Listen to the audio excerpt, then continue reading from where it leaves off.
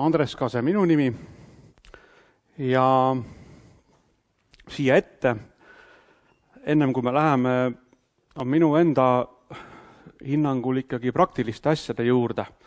Me tuleme suure pildi poole pealt andmete, statistika ja tööstusharu ja riigi tasandilt tuleme ettevõtte tasandile.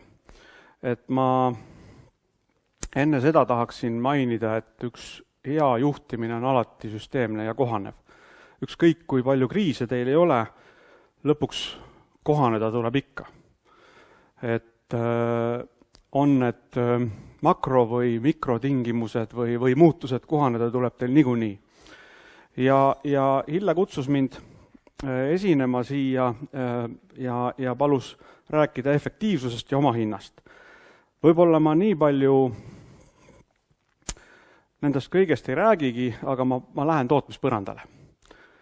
Enamus on siin tootmisettevõtetest. Ja seda loetelu ma ka ette ei loe, aga siin on palju muutujaid kindlasti, millega te igapäevaselt tegelete. Ja mida võib-olla ettevõtte juht, kesktasandi juht, operatiivtasandi juht, töötaja kohtab iga päev. Võib-olla mõnikord iga tund. Et kuna see esitlus jääb pärast videona ülesse, on sellega kindlasti aega tutvuda ja teistel, kes hiljem kunagi siia tagasi jõuavad, näevad seda. Et kõik tekitavad muutust, variatsiooni. Ja variatsioon on see, mida me tegelikult peame kogu aeg ära hoidma. Ja siit ma lähengi edasi nii palju, et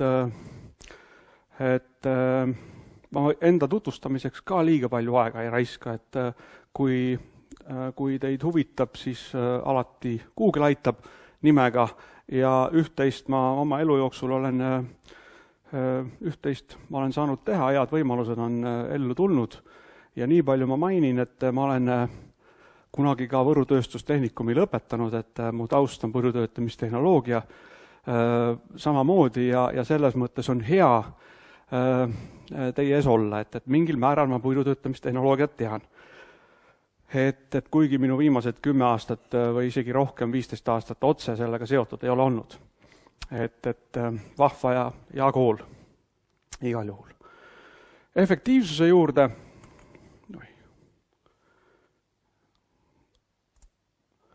kõigepealt ma tahaks selle öelda, et kui te vales kohas tegutsete, pole mingit tolku ju efektiivsust.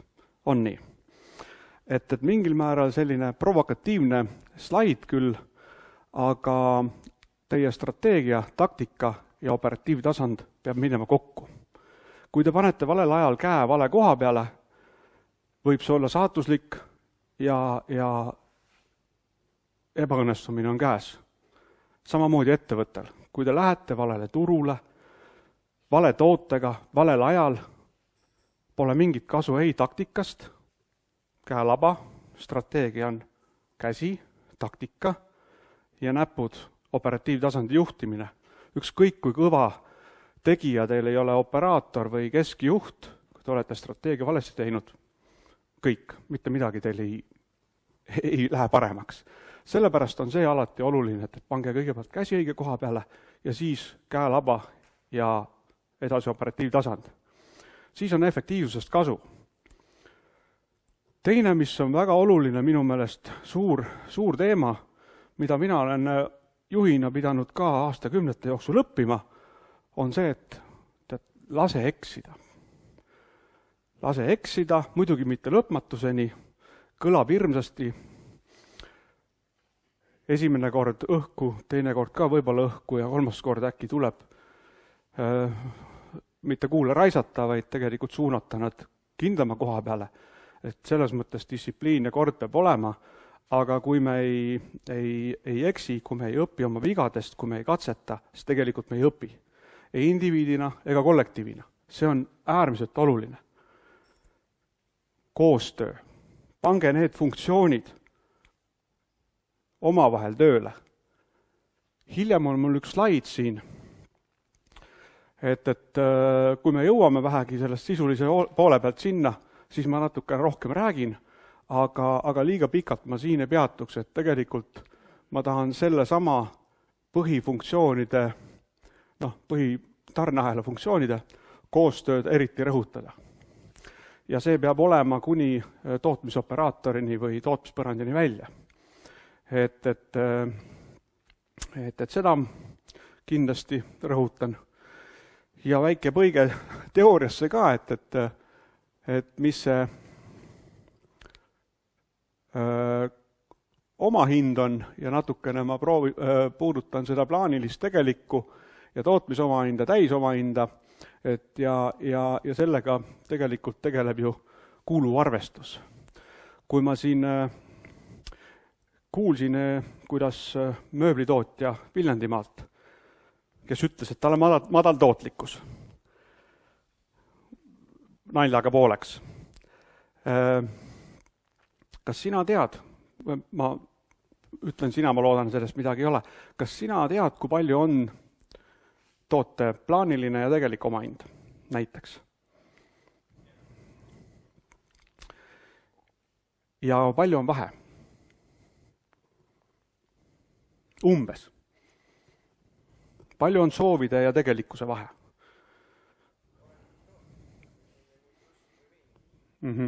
Aga keskmine? Jah, päris suur vahe tegelikult on ju, 20% ja tegelikult seal me pärast räägime, ma loodan, et te tunnete mõned detailid ära, et millest see sõltub ja kus on potentsiaali. Et see kuluarvestus ja kuluarvestussüsteemi ülesehitamine on tihtilugu väga keeruline. Aga minu arvates on see üks võtmetegur. Et sellega kindlasti tuleb tegeleda. Nii, aga mina tahan minna, mul on siin hirmsasti nagu numbreid. Ma olen teinud siia ühe hüpoteetilise toote, millel on, mis on, ütleme, laud, millel on vahepuud, lauajalad, vahepuid on 4 tükki, nad ühendavad siis seal lauaplaadi all neid jalgasid ja on lauaplaat. Lauaplaadi operatsioonid, vahepuu operatsioonid,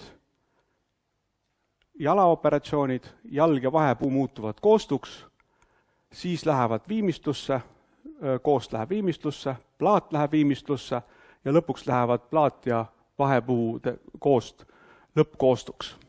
Ja all on mul siin need ajad kokku võetud lihtsalt, et kui palju on vahepuu norm, tootmisaeg, jalgade, koostuaeg ja nii edasi, kuni lõpuks on meil olemas toote normaeg. Kas teie kõik võite julgelt kinnitada, et teie tootmisest teate oma iga toote normaega iga operatsiooni pealt? Sina tead, aga kes julgeb tunnistada, et ma ei tea? Aga mis te arvate, kas te mõtlete selle peale vahepeal? Et pagan, et peaks teadma või võiks teada või siis keegi teab? Ei mõtle selle peale, see pole oluline või?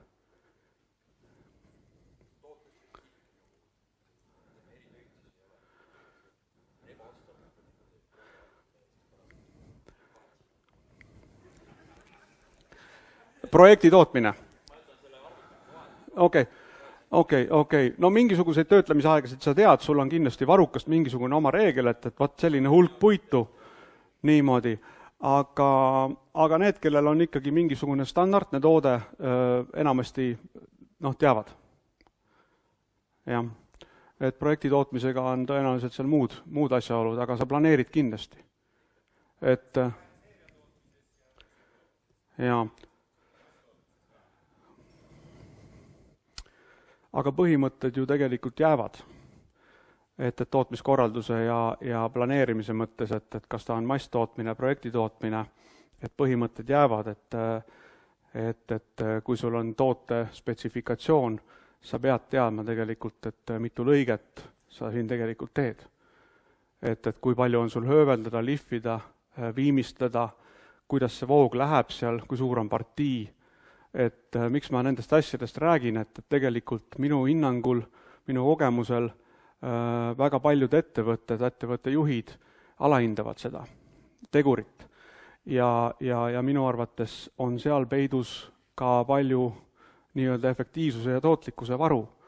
Ja sinna tuleb lisaks kindlasti ka organisatsioon, juhtimine, kogu tootmissüsteem ja ühendatuna tarneahelaga. Aga ma olen teinud siia veelgi võib-olla tagantjärgi vaatamisega on tõenäoliselt siia rohkem võimalik süüvida, aga kui paljud teist teavad, kus kohas tegelikult teie tootmise kitsaskoht on?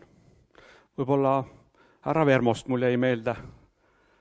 Sina olid Vermost. Kas sina kindlalt tead, kus on teie pudelikael? Mille järgi tehas? Ja teile? No kus ta oli? Ühe pingi peal. Aga kui sa võtad oma tehast, sa võtad seesama siin on Vermo tehas või teil keegi teine, kellegi teise tehas. Kas te teate, missugune seade, missugune sõlm, operatsioon üldjuhul keskmiselt teie tootemiksi puhul lööb seda trummi, takti, mille järgi te oma käivet, kasumit teate?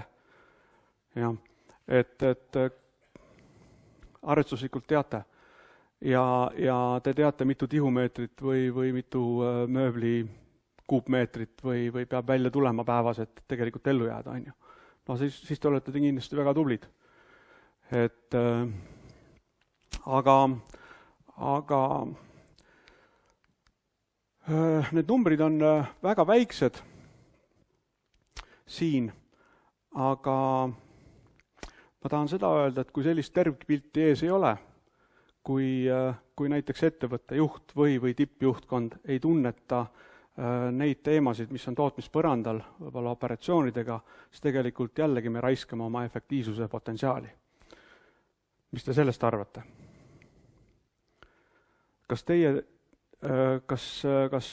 Mis teie arvate, kas me teame piisavalt?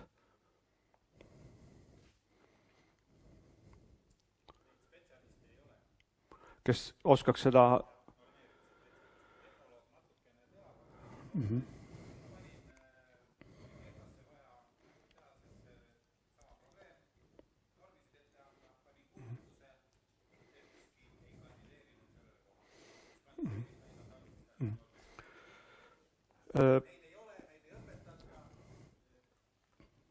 Õpetuses ei ole normeerimist väga selgelt, ei õpetata lihtsalt. Ja sellest ei saada aru. Normeerimine on väga mitmekihiline, häälestusajad, ettevalmistusajad, operatsiooniajad ja üldajad. Need mõisted on üldiselt arusaamatud kõigile. Kas teie kui tootmises jalutate, vaatate, kui kaua kestab miski operatsioon? Loomulikult. Ikka käite, on ju. See on juba piisav normeerimine, juba pane kirja natukene tuleb, õpeta meistrid välja, ära otsi seda normeerijat ja tuleb juba. Ma võingi ütelda, et see elu kulgeb niimoodi, et infosüsteemi baasil, et olemasolevate aegade põhjal hakatakse asju planeerima tulevikus. Kui sul olemasolevat baasi ei ole, siis sa ei saagi planeerida, siis sa lähed katse-eksituse meetodil ja reeglina eelarvestatakse enamus ettevõtetes protsentmaterjali nii palju ülejäänud hind on niimoodi ja tööaeg siis peab välja tulema. Kui on sobiv toode, tuleb välja, kui ei ole sobiv toode, ei tule. Hästi lihtsalt tehakse enamus ettevõtetes väikestes. Ja see on väga oluline teema, minu meelest kõik tööstuse ja üldse kasumlikkuse puhul sealt algabki, et te peate teadma oma normaegasid, te peate arendama oma operatsioone ja tegelikult selliseid spetsialiste kindlasti, Eesti koolid täna ei tooda, aga mina julgen küll öelda, et mina võin neid vabalt koolitada. Ma kunagi ka Mainoris andsin enne 2010 normeerimist, oli seal tootmisjuhtimise eriala, ma andsin eraldi ka normeerimist, mõned ainepunktid, võib-olla isegi härra Naaris oli seal ja tegelikult, aga mina õppisin neid asju sisuliselt ka võõrutööstustehnikumis. Need asjad ei ole muutunud, need ei ole väga keerulised, sealt sai ka piisavalt. Et üks puidutöötlemistehnoloog tunneb seda asja kindlasti. Aga teie olete siin head praktikud enamasti, aga siiski ma jagan oma mõtteid, et mul on siin, me ei saa väga igale poole detailidesse minna, mul on siin 2 suurt pudelit joonistatud, et pudelikaelad kindlasti eksisteerivad, et mida ma tahan öelda, on see, et kindlasti tea, kus kohas on oma tootmise pudelikael. Ja kui ma panen teise graafiku siia, ma olen teinud ära need arvutused siin, et kui palju ühe toote kohta läheb päevas vaja aega ja palju näiteks tuleks ühes vahetuses nende normaedega toodangut, siis näete, mis siia tekib. Tekib tegelikult siia 52,5, 52,5, 2 operatsiooni. Mõned operatsioonid mõnele detailile, see on väga lihtne, teie tootmiskompleks seal on väga palju keerukam, aga sisuliselt need andmed, need reeglid ikkagi kehtivad.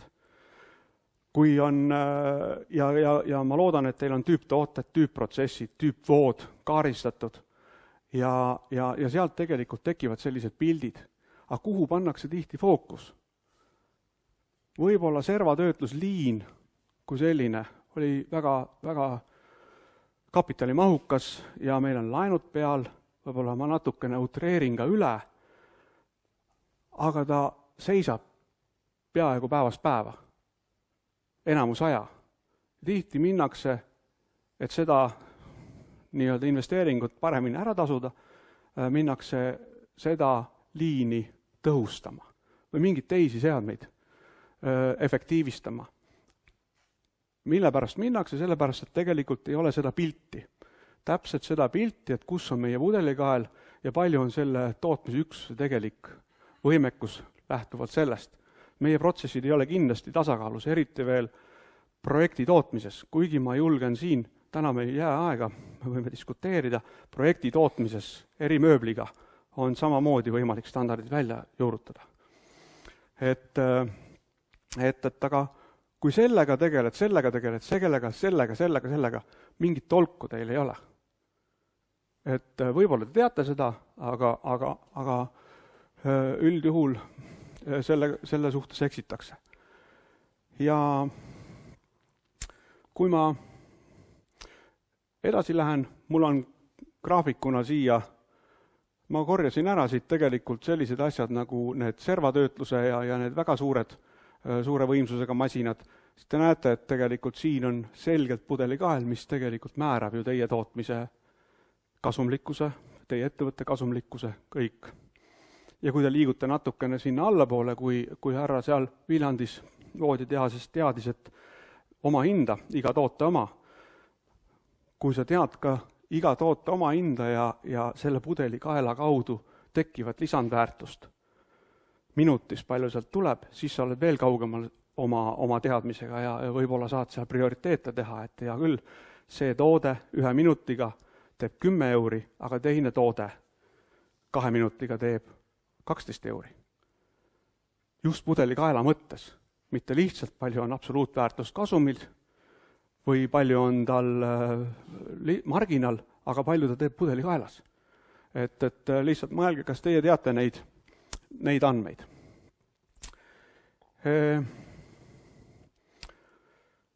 Mida ma siin tegin? Ma tõstsin koormust natukene pudelikaelas, ülejäänud jätsin samaks. Ja ma võin seda teha, on ju, mismoodi ma seda teen, näiteks. Lisan tööaega näiteks, on ju. Panen ainult need tööle. Ilma teisi puutumata. Võib-olla leppisin meestega kokku, naistega kokku, tund aega teeme kauem ja sain natukene juurde. Et võib-olla panen teise vahetuse ka, võib-olla. Mis seal veel võib tekkida, kui me paneme teise vahetuse? Mis riskid? Mis meil veel vaja on? Mis kulud meil tekivad?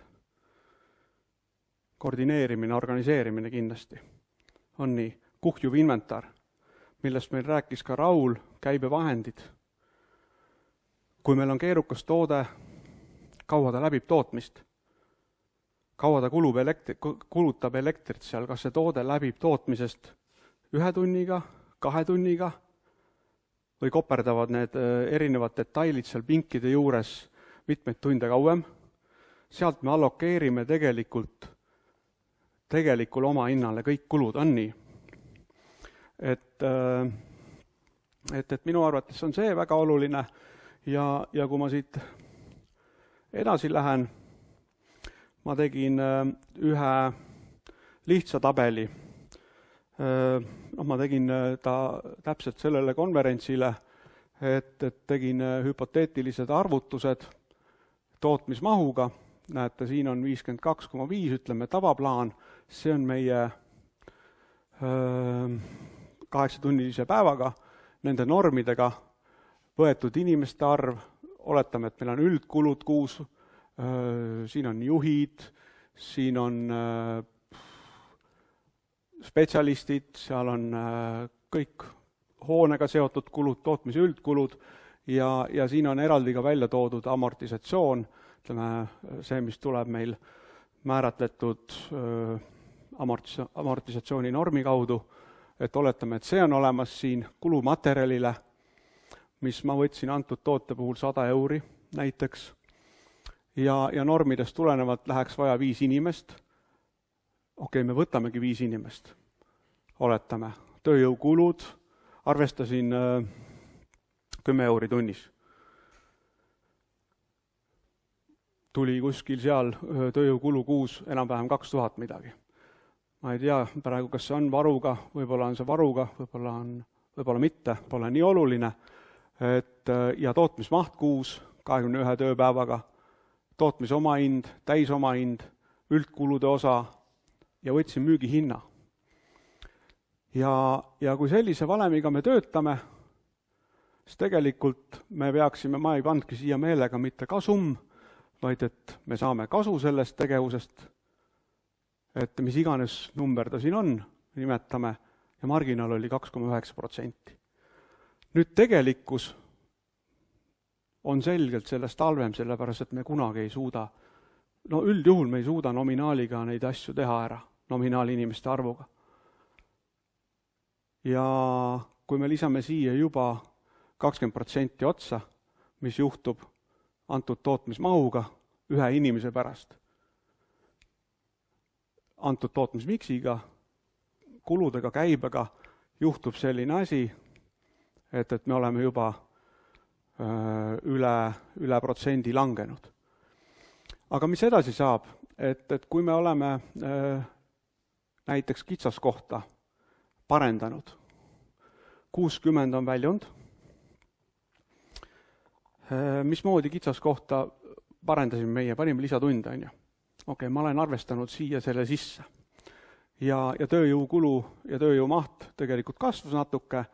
Ma isegi panin niimoodi, et võtsime natukene suurema varutöötajaid, haigused, puudumised, erinevad probleemid, et meil on väike niisugune varu. Minu arvates on see oluline, kui meil ei ole tootmisettevõtte kontrolli all. Muutujaid on liiga palju, need samad tarnijad, hilinevad kliendid muudavad oma tellimusi, töötajad ei oska, meil ei ole kõik kompetentsid kaetud, kui keegi haigeks jääb, meil ei ole alati asendajat võtta. Et selles mõttes mul on varu siin sees, et me tagaksime voogu, et see üksus, millel on püsikulud, kuhu on investeeritud, kus on käibevarud, et tegelikult et see voog oleks tagatud. Ja meie kasum juba liigub natukene kõrgemale. Nüüd ma tegin veel natukene siia ülejäänud operatsioonide segameid, panin siia veel natukene mahtu juurde. Lisasime veel mõned tunnid. Need inimesed töötavad. Mida teeb jällegi samade näitajatega meie tulemus? Püsikulud samad, seadmed samad, inimeste arv nominaal muidugi kasvas, võtsime jällegi varuga inimesi, tegelikult meie tootlikkus just püsikulude suhtes kasvab, sellepärast et muutuvkulud, me ei ole efektiivsed praegu siin, muutuvkulud jäävad samaks ja näete, mida teeb see. On 5,5% juba. Et see on suur vahe. Nüüd, mis meil näiteks veel juhtuda võib, kui me oma mahtusid kasvatame? mis kasu sealt veel võib tulla? Oletame, et me müüsime 50 lauda päevas või 1000 lauda päevas, aga kui me nüüd hakkame müüma 1500, missugused positiivsed mõjurid seal veel võivad olla? Kas kellelgi tuleb mõtteid? Kellega me võiksime hakata läbi rääkima, kui meil tootmismaht on 50% kõrgem võrreldes eelmisega? Mis te arvate, kas on natukene võimalik materjalide kuludega kauplema hakata? Kui on meie tootmismaht, mis iganes mahul me tegutseme, aga meil on tootmismaht 50% kõrgem. Ehk ikka saab. Võib nii olla. Või on see keeruline?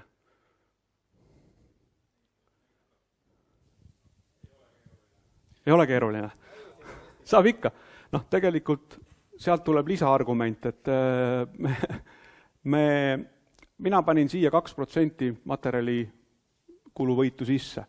Ja tegelikult, kui ma siin hakkan alles peale seda, kui ma olen saanud kogu süsteemi voo enam-vähem kontrolli alla, mis siis, et ebaefektiivselt.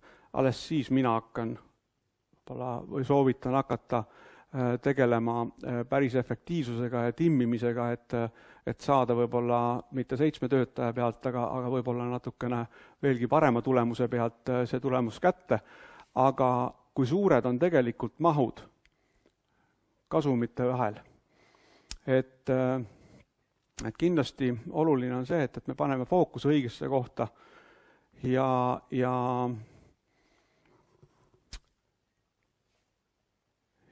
see on üks oluline mõte kindlasti, mida ma tahtsin selle tabeliga näidata.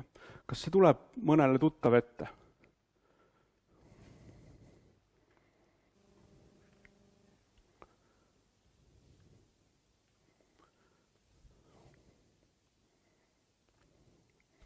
Okei, ma lähen praegu edasi, et kui me vaatame näiteks nende seadmete koormatust antud tootmismahuga, siis tegelikult, kui pudelikaelad olid 100%, siis teised on väga madalad, aga tihtilugu pannaksegi fookus sinna, just teadmatusest. Kui sa oled väike või keskmise ettevõtte suurusega juht või keskjuht, siis võib-olla sa oled sellega kursis, aga võib-olla ka mitte, aga mina näen oma töös kindlasti palju, kus tegeletakse vale asjaga. Energia läheb vale koha peale. Teine aspekt, mida ma tahtsin rääkida efektiivsusest, on see, et tihti me võtame efektiivsust klapid ees kui ühte väga olulist tegurit. Jällegi ma tulen siia normide juurde tagasi. Ma olen teinud siia sellise näite, kus on normaeg on meil näiteks 4 peal ja meie sooritus on, tegelik sooritus on natukene kehvem. See roheline on tegelik sooritus ja see sinine on normaeg ja see trend siin näitab, kuidas me parendustega tegelikult oma normi ja töökoha korraldust, sedasama, mille spetsialiste meil ei ole, tehnoloogide abil vähendame ja kuidas tegelikult organisatsioon või meeskond tootmise korraldus järgi tuleb. Alguses on meil olukord täna 4,0 minutit, 4,1 sooritus, 98% on efektiivsus ja siis keegi tegi parenduse, töökoha korraldus, võib-olla mingisugune muu äge lahendus, oleme efektiivsemad, aga töötajad ei tule kohe järgi või mitte efektiivsemad, vaid meie töö käib kiiremini. Aga töötajad ei tule kiiresti järgi ja 3,8 norm annab tegelikult 4 soorituse. Efektiivsus on tegelikult 95%. Ja nii edasi. Veel tuli parendus, norm muutus, tegelik sooritus, veel parendus, väga vinge parendus, aga tegelik sooritus ei tule järgi. Efektiivsus kukub 90 peale ja võib-olla siis tasapisi organisatsioon õpib, muudatusi nii palju ei tule, meeskond, kollektiiv, tiim, koordineerimine, materjalide juhtimine, kõik paneb selle asja tööle uuesti ja meie efektiivsus tõuseb uuesti. aga kas siin on efektiivsus tegelikult nii oluline? Et on küll juhte, kellel ei ole tootmiskorraldusest ja sellest, ütleme, sellest dünaamikast nii head ülevaadet, et tegelikult jäädakse kinni sellesse numbrisse ja ollakse üleliia kriitilised. Tegelikult me peaksime vaatama, kuidas meie trend läheb just alla jällegi normatiivide osas. Palju me oleme suutnud arendada oma protsesse, oma tehnoloogiaid, oma töökohtasid. Ja hiljem tuleme järgi ja siis kiidame ainult takka. Et siin on ka üks element minu arvates, mis on efektiivsuse puhul oluline, et tihtilugu valesti mõistetakse. Et ma siin ka, see on sama asi, aga lihtsalt natuke teisel kujul, et siin on meie joon, et kuidas tegelikult meie oleme võitnud algse suhtes.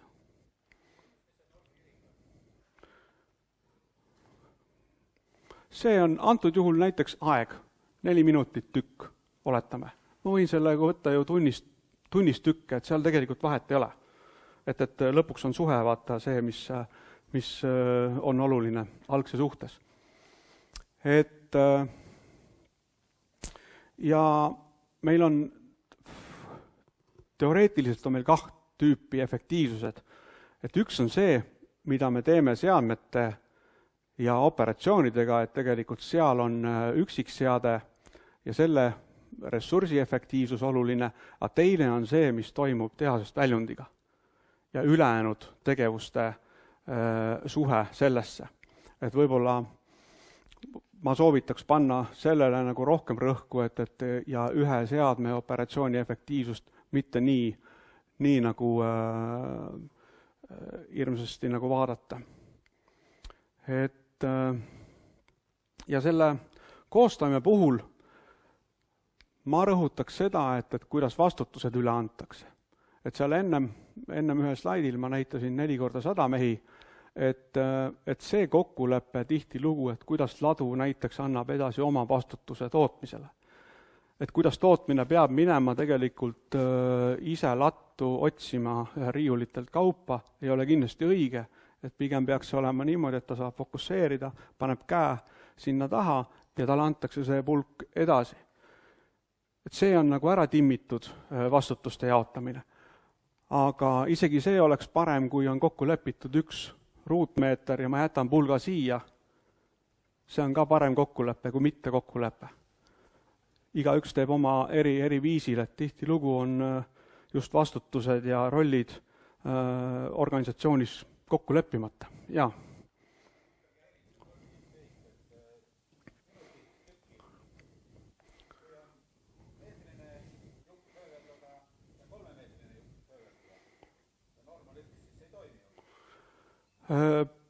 Kuidas te norme annate, kas te panete meetri kohta või tüki kohta?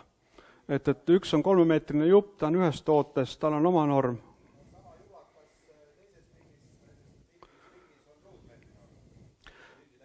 Just, siis sa käsitled seal hoopis teist normi kindlasti. Lihvimisel ja ööveldamisel on erinev.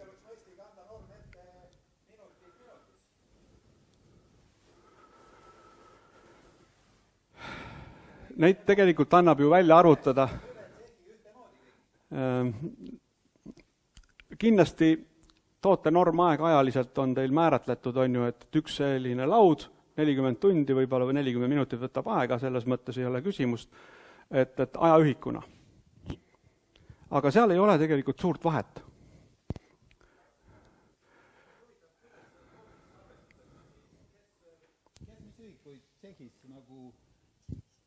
Kes mis ühikutega oma tootmist arvestab? Eurodes, ruutmeetrites, tükkides ja nii edasi. Et põhimõtteliselt see on ikkagi väga, väga keeruline, et normid ja oma hinnad. Nii lihtsalt on seda raske võtta. Ei, see ei ole. Minu meelest ei ole seal vahet, et kui meil on tükile aeg 2 minutit tükk, 60 jagatud 2, sa tead väga hästi palju tunnis tehakse, kõik. Selles mõttes ei ole küsimus. Kui tükke on 4 tükki tootes, korrutad selle läbi. Ma tean, et sohvatehases arvestatakse ting kohti. On vist niimoodi.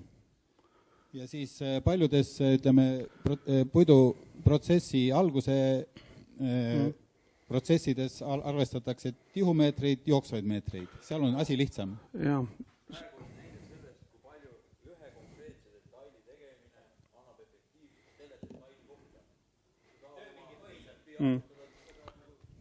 Üks asi ongi töökoha põhiselt, tööoma põhiselt, teine asi on üle ettevõtte või tsehi.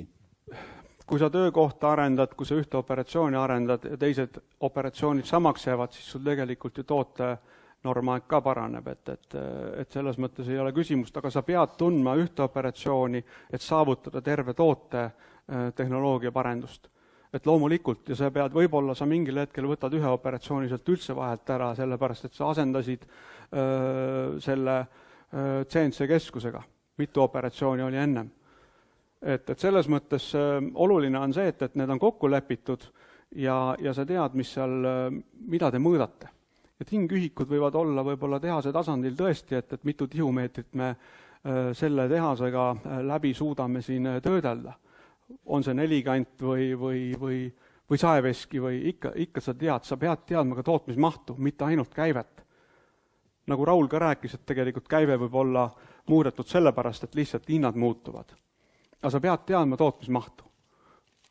Mitu jooksvad meetrit, nelikandid või mis iganes.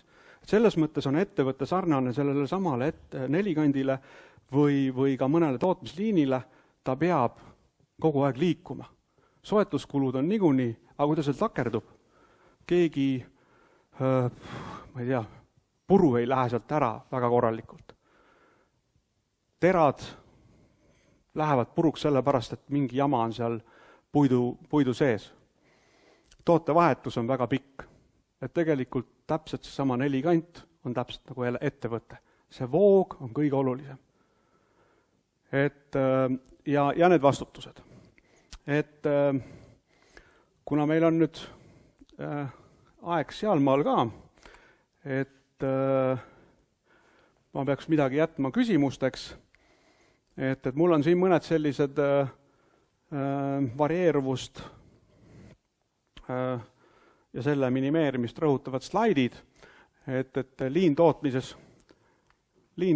räägitakse hästi palju murist ja murast, mina olen nendele eestipäraselt pannud, et need on need koerad, et tegelikult see on see asi, mida me kogu aeg peaksime ka samamoodi vältima. See tuleb kõige paremini välja valgusvoori tsüklite vahel. Kui kõik me liiguksime tegelikult sealt ühes tempos, siis need samad valgusvoorid, need seadmed, mis on teil tootmises, nad laseks teil tõenäoliselt rohkem läbi kindla taktiga. Kui keegi tuleb oma tootega, tahab vahele saada, gaasi, pidurit, ma tahan seda töökeskust saada ühe toote jaoks, siis pannakse ülejäänud ka tegelikult aeglaselt liikuma. Ja mis selle juures pidurid kuluvad, gaasi paned, siis tegelikult kütuse kulu on suurem.